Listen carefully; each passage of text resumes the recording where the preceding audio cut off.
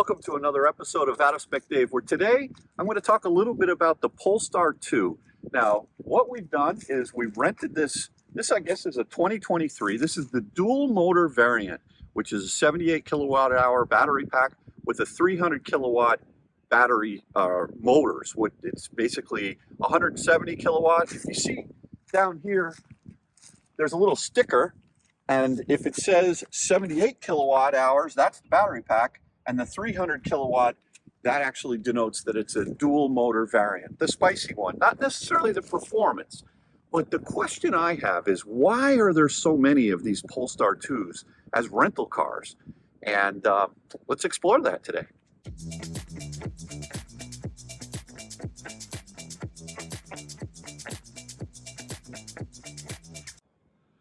So one of the striking things about this car is the fact that it really doesn't look that striking. I mean, it's a car. Does this thing look electric to you? I mean, not to me. So the question is, why would you ever consider buying one of these cars? And, you know, this is made by Polestar, which is an upstart brand from Geely. I guess it's Geely, or is it Geely? They own Volvo as well. These cars are made in China. They drive pretty well, you know, they've got a little bit of spice. I had rented one of these from Hertz out in LA and drove it for 4 or 5 days. So if you go over to my channel and you see the Polestar 2 rental that I really did a full driving analysis of this car. And that's not necessarily my reason for making this video today. It's just that back when I was in LA and I rented this car, I saw an incredibly huge parking lot of Polestar 2s that were being put into service for rental fleet. And the question is, why are there so many of them? And what in my research that I've done, what I noticed was that Hertz actually cut a deal with Polestar 2 or with Polestar to put these into the rental fleet. And I think a lot of the reason for them going into the rental fleet is Hertz wants more and more people to be driving electric. You know, you see those commercials with Tom Brady where he's plugging the electric adapter into his stomach, but they always show Teslas. And the thing about Tesla is it's a little bit of a departure from the normal car that you would get. This car comes with a key fob. You get in the car. It feels like a regular car. It doesn't really feel as foreign, perhaps, to someone who's never driven an electric vehicle before. You get in the car.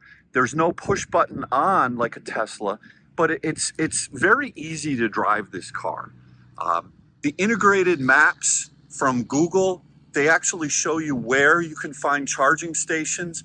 So I guess if you really don't know that much about an electric car, you can kind of figure out where you have to go. It does require a little bit of energy. And in fact, I think that the electric or the rental car companies are not doing a good job of empowering people as to how do you actually charge this car? Where do you go? How do you pay for the charging?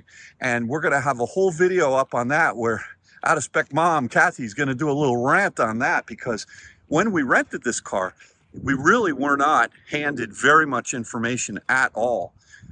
So stay tuned for that video. That's going to be a fun one. But look, this is a nice little car. It gets you from point A to point B. But Polestar, being an upstart brand, my understanding is they cut a deal with Hertz. They put a whole bunch of these into the marketplace. Now, if you were to buy one of these Polestar 2s, these things are really not cheap. I mean, they're right around 50 grand, or maybe just a little under 50 grand. And the question is, why would you ever consider buying one of these or even renting one of these over a Tesla? Kath, can you do me a favor and open the trunk on this? I just want to show people who might be renting one of these, you know, just kind of the trunk space. Nice job there. All right, so look, there's quite a bit of room in here, and there's a pass-through for skis. And there's, yeah, the seats do fold down, which is nice. So it's unlike a Model 3, this is a hatchback. So you have the ability to get a lot more, I think, ease of use in getting your luggage in there, which is really quite good. And it is a power lift gate as well. Nice job, beautiful. And yeah, I do like the color of this paint. It's pretty nice. Katz, if you don't mind, can you open the frunk? I want to show people if they're thinking about renting this car.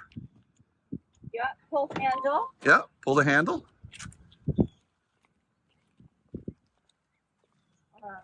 I know there's a little latch. Yeah. There you go. All right, perfect. Thank you. And yeah, listen, if you're going to get your groceries or whatever, it's got a little bit of space in there. You got a tire jack, tire repair kit. Not bad. And then when you want to shut it, just very conventional, like a regular car, and then push it down. There you go. Perfect. Thank you. So one of the interesting things about when we rented this car, I had rented just a compact car, a gas car, when I just wanted a cheap car. I didn't even want to rent an EV for this quick weekend getaway from Connecticut down to Marco Island, Florida. But you know, what was interesting is they had run out of gas cars, and they said, will you take an EV? And I said, sure, I'll take an EV. What do you got? And they said, Polestar.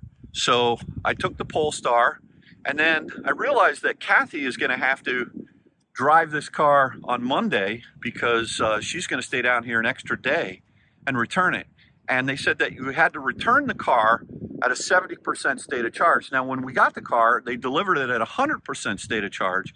But that meant that with all the driving that we're doing here down in Florida, Kathy's going to have to go to some kind of a charging facility, because we have absolutely no charging at our condo down here.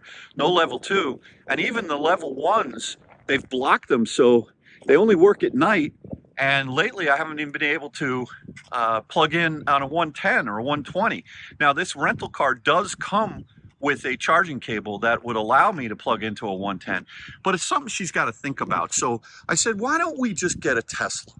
So with Hertz, they said, okay, we've got a Model 3. And you'll see in this video that we come up, I was ready to take the Model 3. And they said, oh, that's $111 more to get the Model 3 over the Polestar. I said, well, why is that? She said, well, the Model 3 is not a compact car. That's a class size up. I said, well, you know, look at the size of this thing. It's basically the same size as a Model 3. And I mean, it costs more than a Model 3, especially if you're going to get a rear wheel drive one. But for whatever reason, Hertz is looking at the Polestar as the base EV and Tesla as the premium EV. And I was like, I'm not spending $111 more for 3 days just to have a Tesla. So we're going to have to retrain Kathy how to actually fire up her EA app from when she had her Genesis. And I'll put her on my account because I've got an account with EA. But for the average person who doesn't necessarily know how to charge a car, if they're going to be going beyond the 70% state of charge that they would, you know, you have to return the car with 70% state of charge or more. And if you don't, they charge you a $35 fee to recharge the car, which I guess the average person could do that. But imagine if you get the car at 100%, you return it at 65%, they're going to charge you 35 bucks. And they offer no education as far as how to charge the car, at least at Hertz, when we took delivery of this. So that's going to be a whole other video where you're going to see Kathy all fired up about that. But look, I think Hertz, they helped. They cut a deal with Polestar. Good little car. The interior is nice. I mean, it's not super premium, but it's really an alternative to Tesla. But Hertz cut a deal with Polestar, and they got lots of them. So if you want to really go out and test out what's it like to drive an electric car, I would say this is probably a good alternative to Tesla, the Model 3, and something to consider if you're thinking about driving electric. Go rent one of these. All right, so just to give some driving impressions of this car, look, it's pretty comfortable. The B-pillar is not too far forward or anything like that. I don't have any problems getting in and out of this car. This particular car does not have a glass roof. Got plenty of room, headroom. I'm 6'5", and the seat goes super low, which is great. So in addition to having this giant iPad-like screen, I know I'm saying iPad, which is an Apple reference, but this thing's got Google Maps built into it. Here I am over at the JW Marriott on Marco Island. Beautiful, beautiful hotel for those of you who maybe are thinking about coming to Marco, stay at the JW Marriott right on the beach. Great. Just make sure you save up for it because it's not cheap. Anyway, you know, it's got Google Maps built into it, which is good, and it's got the Android system. And I just filmed a video with Max that we're going to put up on the guide channel about the Android system and how does that compare to the Tesla interface. So keep an eye out for that video as well. But now Max owns one of these cars, and I was picking his brain a little bit earlier about this car. This is kind of like the anti-Tesla, if you will. If for whatever reason you don't want to buy a Tesla, let's say a Model 3, you know, check out the ID4, check out the cars from South Korea, you know, the EV6, the Hyundai, maybe the GV60 if you want to go a little bit fancy. But this is definitely one to think about. And now the Polestar 3 is just about to come out, and the Polestar 2 for 2024, my understanding is it's got a little bit more efficiency and perhaps range, just like the XC40 and the C40 over on the Volvo side. So this car, though, being the dual motor variant in 2023 is all I can talk about. Now, when you're on a smooth road, I would say it's relatively quiet as it drives. When you hit bumps, you feel them. It's firm. It's an interesting balance between being a super plush, comfy ride. I think the ID4 is a little bit softer than this. This feels a little bit firmer in its drivability. The one complaint that I have about this car, and it's a showstopper for me, is this cockpit design and how narrow it is for my legs.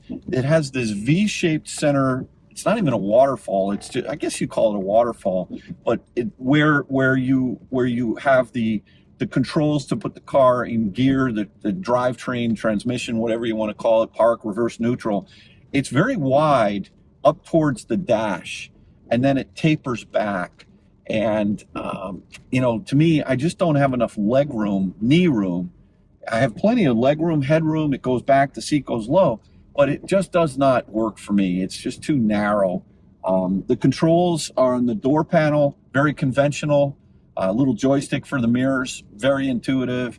The seat controls, very conventional. So if you're thinking about renting one of these cars just to try out an electric vehicle, you're not going to feel like you're on Mars or another planet. This is going to feel right at home. You get in the car, it has a conventional fob, just like any other car would have. I don't like how my eyes are kind of going on me. I got to keep my readers with me. For those of you my age, you know what I'm talking about. But I can't really make out which button do I push. There's 2 buttons on one side, 3 buttons on the other, and in the dark, I must have pushed all the buttons last night to lock the car. There may be a setting in this car that I don't know about, which is you know, auto lock on walk away. But the car, we just had breakfast here at Doreen's on Marco, and the rear taillights were still on in the car as we're having breakfast because I just walked away from the car because I'm used to a Tesla. And my Lucid, you just walk away and the car locks itself. And here you have to actually push the button. Again, there may be a feature there.